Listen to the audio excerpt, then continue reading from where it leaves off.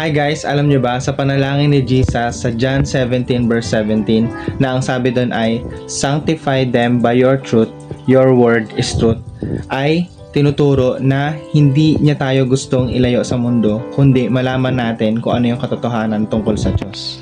Sa panahon ngayon, ang dami nang nagkakalat na nagsasabi or nagkiklaim na hawak-hawak nila yung truth, 'di ba? Nag-aagawan nila sa social media. May mga advices tungkol sa pag-aasawa, advices tungkol sa friends at kung ano-ano pa. Na parang minsan iniisip mo, ano ba talaga yung tama sa lahat ng mga sinasabi na to?